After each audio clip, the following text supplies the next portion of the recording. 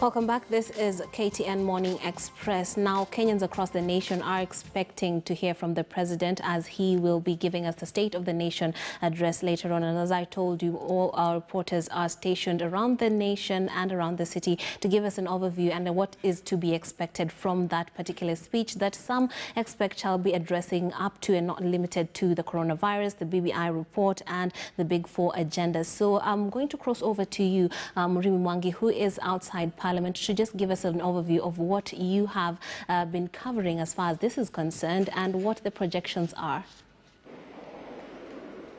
Good morning, Trix. A chilly morning here along Parliament Road, perhaps in resonance with the mood of national anxiety ahead of President Uhuru Kenyatta's State of the Nation address here.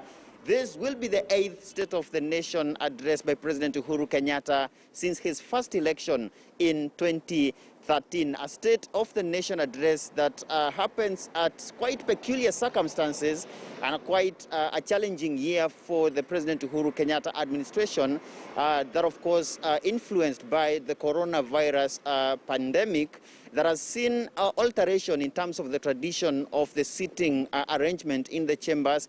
The State of the Nation address will be happening in the chambers of the National Assembly. Earlier this week, I had a conversation with National Assembly Speaker Justin Muturi regarding how this would play out today, given the necessity to strictly adhere to the COVID-19 protocols. And he told me that only 114 members will be allowed into the chambers, that being a combination of members of the National Assembly and the Senate, and the two houses had to come up with their own modalities on how to pick these 114 that will be sitting inside the chambers. The rest of the legislators will be allowed to follow the proceedings from tents that will be mounted outside the chambers in Parliament buildings. It is a State of the Nation address that comes with lots of anxieties, lots of expectations from Kenyans. The president expected to, of course, address the state of the economy and healthcare,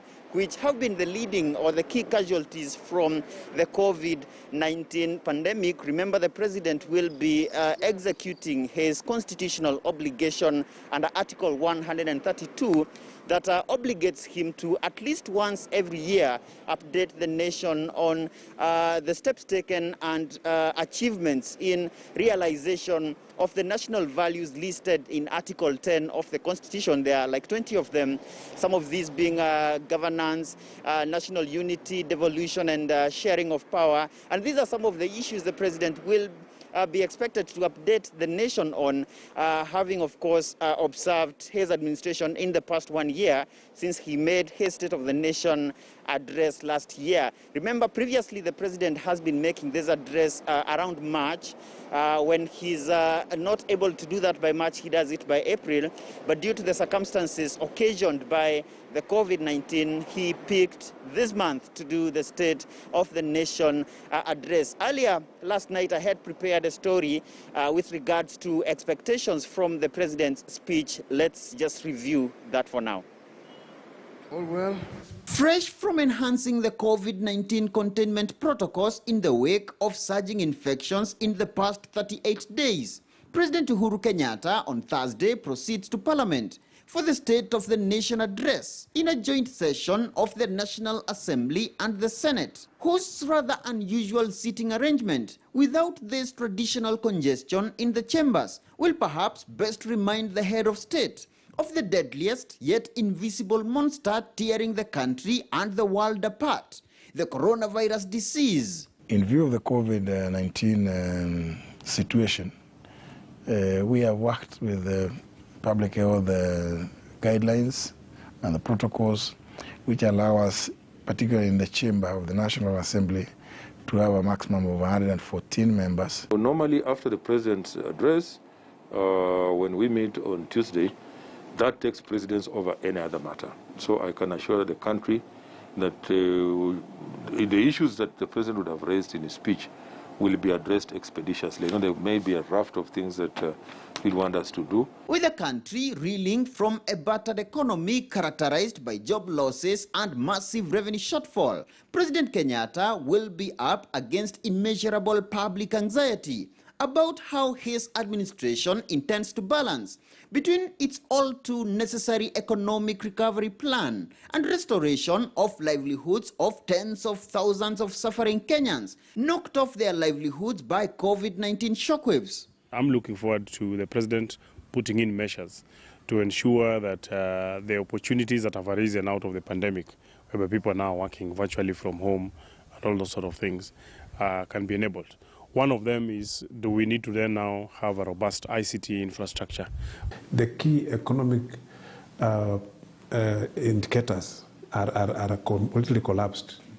So what is the government doing, or what policy have they put in place? Article 132 of the Constitution obligates the president during the address to report to the nation on all measures taken and progress achieved in realization of the national values. Traditionally, though, this address has seemingly been the president's golden opportunity to stamp his authority as informed by the prevailing political circumstances, as he did in 2014 when he sacked 4 cabinet ministers for corruption,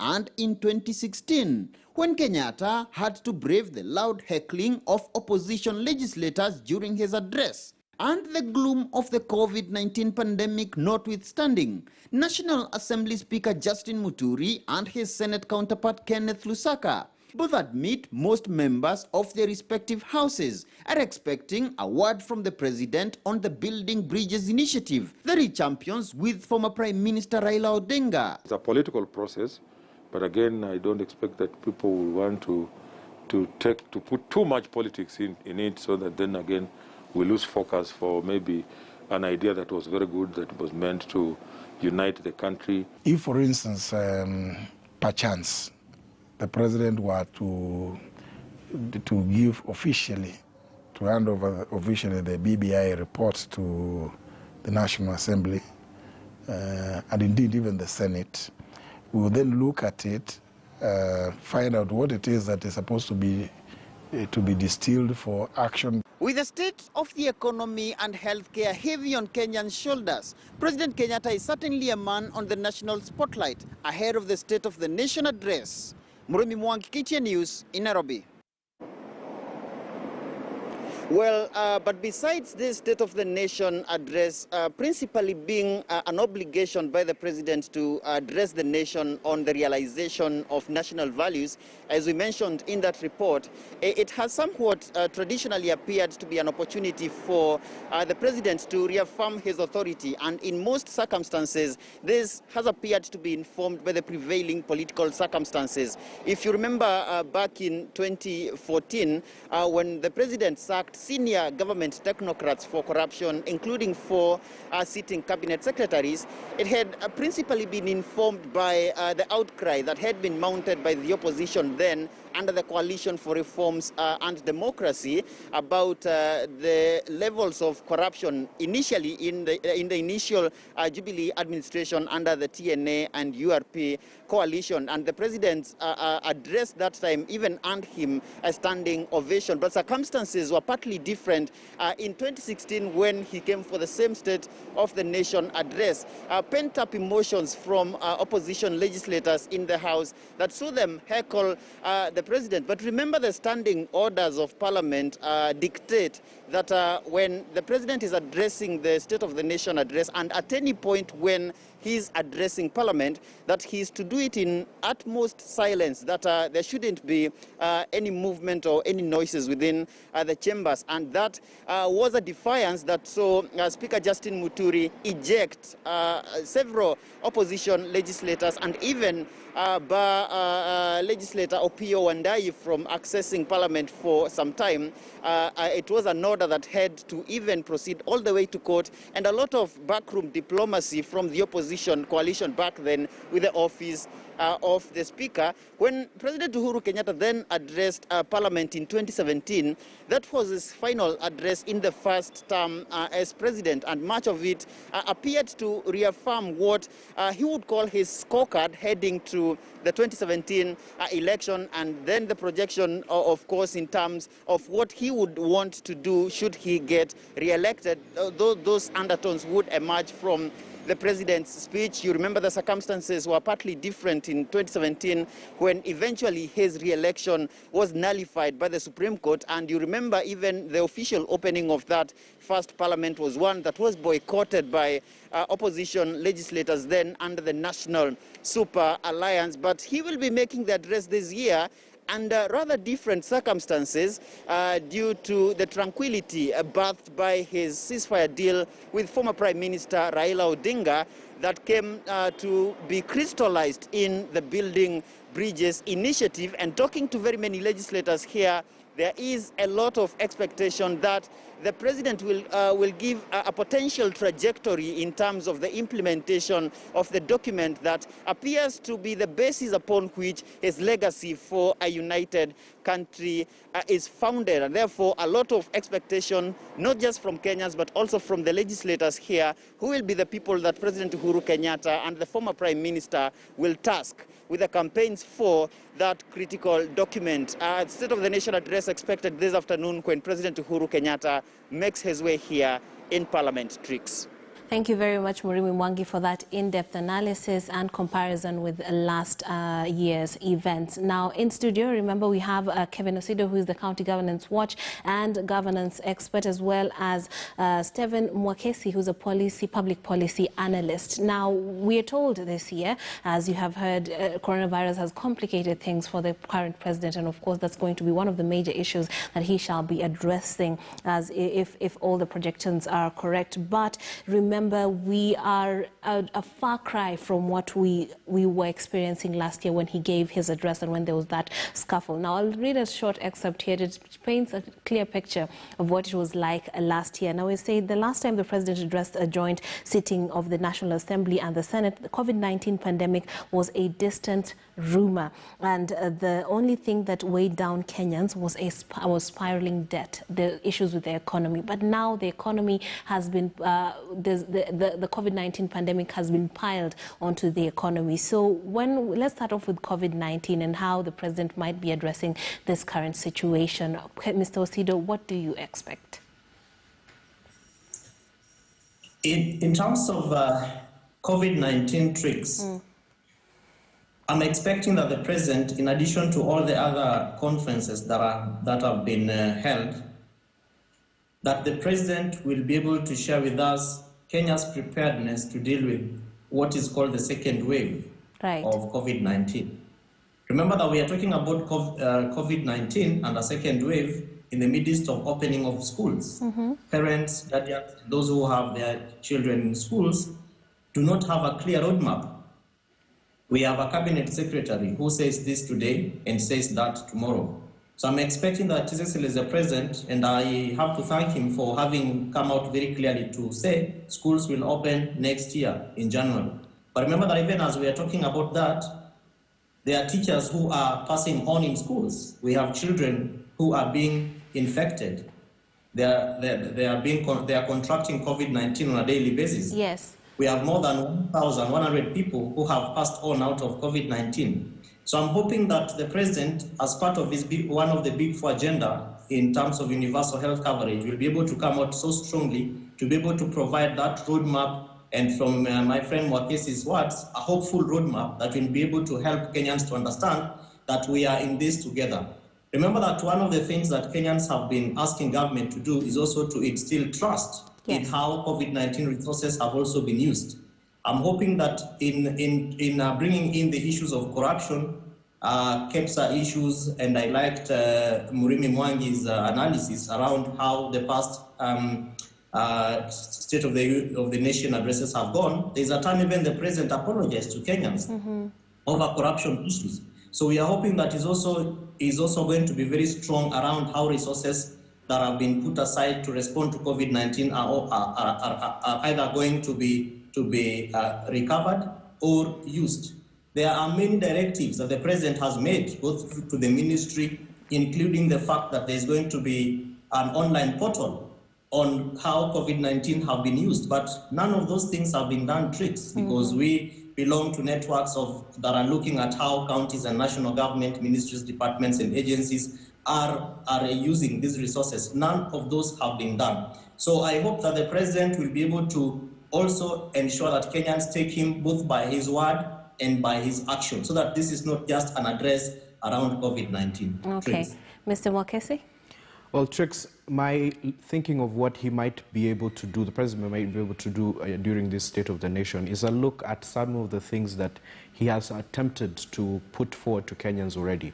He had said that we are now looking forward to a universal health care coverage that he hopes to roll out within this particular season.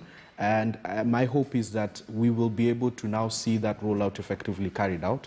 It's so sad that there are sections of the media quoting the CS saying that the COVID-19 pandemic may not be covered by universal health care by the NHIF. But these are the things that probably we must encourage our state to do, because private companies are not covering COVID.